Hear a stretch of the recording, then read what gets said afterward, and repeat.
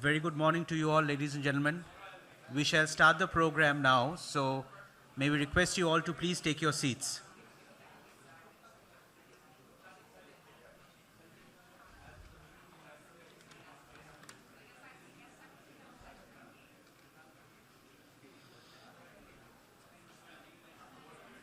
Thank you very much. Ladies and gentlemen, a very warm welcome from the Bengal Chamber of Commerce and Industry. Before we commence the program, I shall take just a few minutes of your time to lay down what's ahead of us. We are privileged to present the first ever Indo-Pacific Economic Conclave on the occasion of our annual general meeting in partnership with the Ministry of External Affairs, Government of India. We are indebted to Srimati Neelam Rani, IFS, Director, Branch Secretariat, MEA, and Shri Ravi Ranjan Pandit for their unstinted support and for being with us at all times, guiding us as we have tried to stitch together this quite pioneering concept. Coming on the heels of India's G20 leadership, we have been inspired to reach out to our friends from the Indo-Pacific and beyond with the principal objective of collaborating, cooperating, and bringing together business institutions across borders, working together for the common good as well as the shared and sustainable prosperity. Every relationship begins with a conversation. And that is exactly what we are going to do over today and tomorrow. More so today. We are grateful that so many chambers of commerce leadership and senior-most government and multilateral functionaries from 11 countries responded to us with so much love, enthusiasm, and energy. And you're all here today.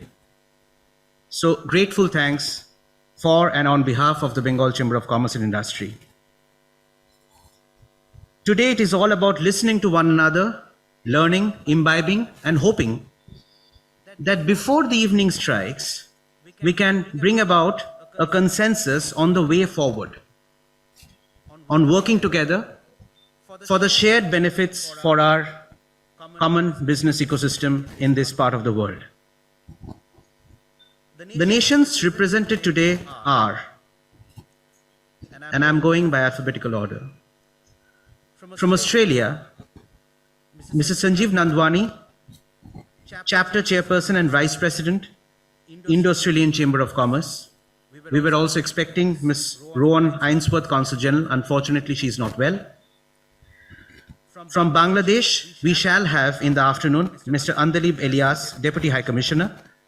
Right now we have with us Mr. Omar Hazaz, President, Chittagong Chamber of Commerce and Industry, with the senior delegation.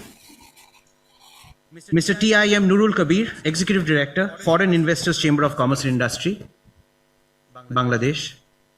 From Bhutan, we have Mr. Tandi Wangchuk, President, Bhutan Chamber of Commerce and Industry. From Japan, we have Mr. Yuji Sanada, Deputy Director General, Japan External Trade Organization, JETRO. From Korea, Mr. Byun Guk Park, Korea Trade Investment Promotion Agency, KOTRA. From Malaysia, we have Dato Ramesh Kodamal, Co-Chair, ASEAN-India Business Council and Chairman, Goldex Group of Companies, along with Mr. Thakurdas Narayandas. From Nepal, we shall have in the afternoon Mr. Ishar Raj Paudel, Consul General. And right now we have with us Ms. Srijana Rana, President, Nepal India Chamber of Commerce and Industry, Nikki. From Taiwan, Ms. Sing Zheng, Director, Taipei World Trade Center. From Thailand, Mr. Piyapan Atipatya, Deputy Consul General. And we shall have in the afternoon again Ms. Prim Jitcharungporn, President, Thailand India Business Council. From the United States, Ms. Melinda Pavek, Consul General. and Ms. Carrie Arun, Principal Commercial Officer, U.S. Consulate General, Chennai. From Vietnam, Mr. Inaugural Chen Gupta, Chairman, Indian Business Chamber in Vietnam. From the United Nations Economic and Social Commission for Asia and the Pacific, UNESCAP, Ms. Mikiko Tanaka, Head Sub-Regional Office for South and Southwest Asia. May I request you all to please put your hands together to welcome all our chamber friends and colleagues.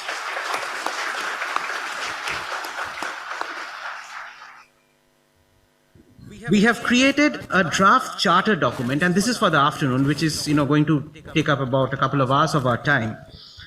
So we have created this draft charter document for all our overseas delegates to go through. We have already emailed them that document in the last evening, and this we shall address in depth in the post-lunch session. This is just to give you a heads up for all our delegates from other chambers of commerce and multilateral agencies. We have copies of the same ready at our registration desk so that those who are speaking at the next session can pick up the same for reference. Our special thanks to our sponsors, without whose patronage we would not have been able to present the conclave at this colossal magnitude. Exide Industries, Linde India, Tata Steel, Adamas University, Bandhan Bank, Berger Paints, Indorama India, ITC, GIS Group, NTPC, Tax Connect, Cellwell One, RT Network Solutions. Our knowledge partner for the two-day conclave is Intueri Consulting, and we shall soon release a position paper on the collaboration and regional cooperation towards common goals in the Indo-Pacific, authored by Intueri. We are privileged to have with us one of the best minds of our country, Sri Sanjeev Sanyal, member of the Economic Advisory Council to the Prime Minister of India, who will address us in the inaugural session a bit later. For now, we shall commence the inaugural program with an opening panel followed by expert addresses. May I request my colleagues to please escort the President of the Chamber, Mr. Shubhit Chakraborty, along with the moderator, Mr. Ambarish Dasgupta, former President, BCCI and Senior Partner, Intueri Consulting, and the panelists for the opening session to the dais, please. Ms. Melinda Pavic, Consul General, U.S. Consulate General, Kolkata. Ms. Mikiko Tanaka, Head Sub-Regional Office for South and Southwest Asia, United Nations Economic and Social Commission for Asia and the Pacific. And Mr. Sanjeev Nandwani, Chapter Lead of the Indo-Australian Chamber of Commerce.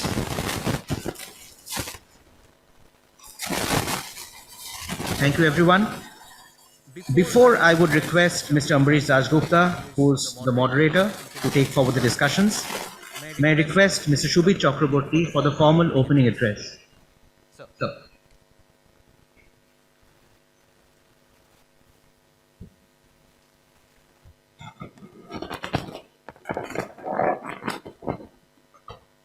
Thank you, Shubhadip.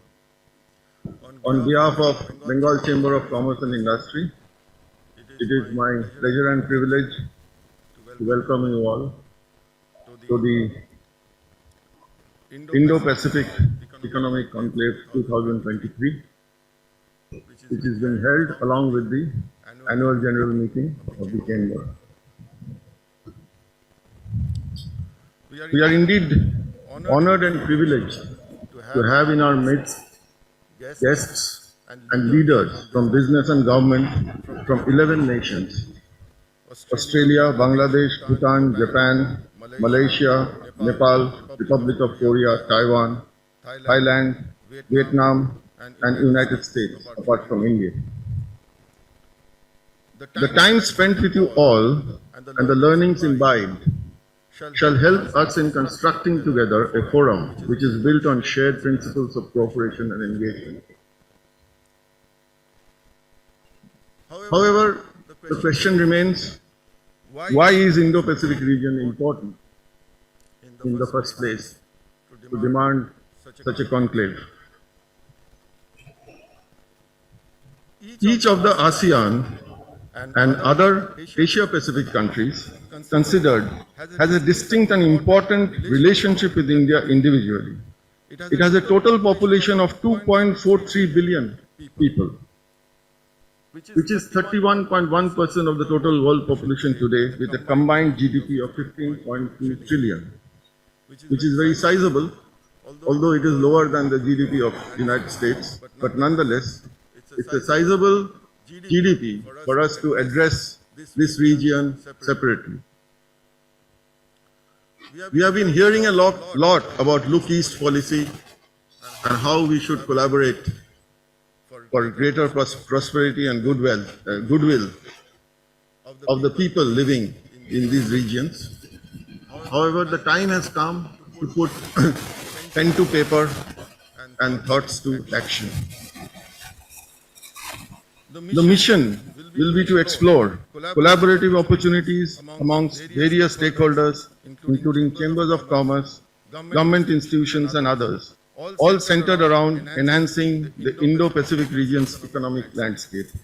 The primary focus is to facilitate B2B partnerships, encourage joint ventures, foster technological collaborations, improve trade practices, and strengthen regional connectivity through effective collaboration between trade facilitating organizations and governments, while coming to solutions of issues faced by businesses looking for international interaction and/or expansion.